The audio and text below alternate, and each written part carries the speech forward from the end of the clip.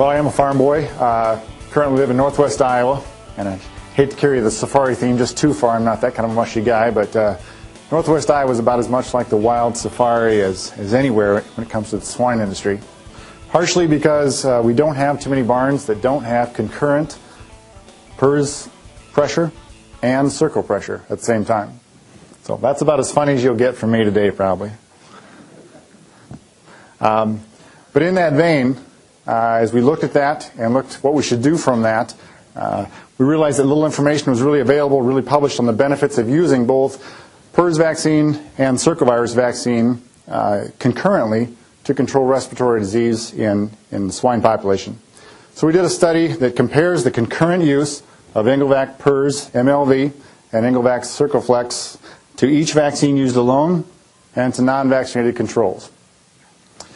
In the course of this study, we also demonstrated that the safety of these two vaccines used alone or and compared to non-vaccinated controls at 3 weeks of age in the nursery phase.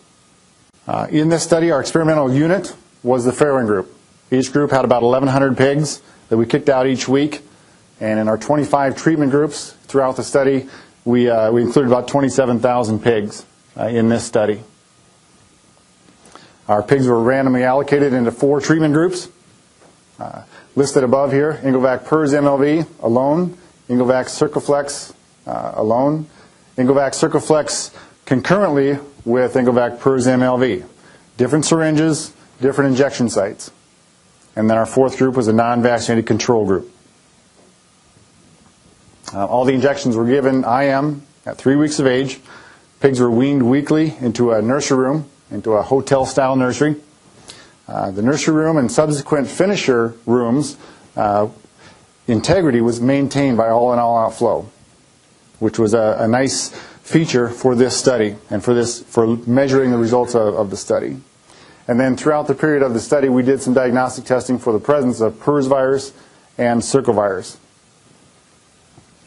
With that testing, we did show exposure in the early finishing stage and throughout the finishing stage, and we showed to circovirus, and we also showed exposure to PRRS virus in late nursery, off and on, and then throughout the finishing period as well.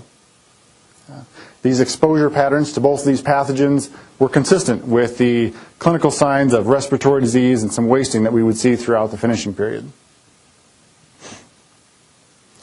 So we get to our results. In the nursery, and I'll ask you to keep this in mind, this statement, as we get to our conclusion page in just a minute, but in the nursery there were no differences between any of the treatment groups.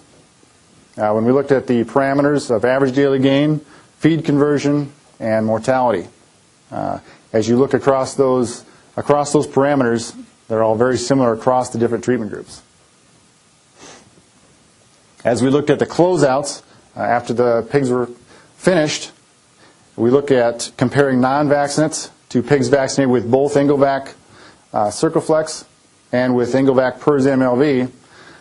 We see that we had a significant reduction in culls and mortalities, a significantly increased percentage of pigs marketed, and a numerically improved average daily gain.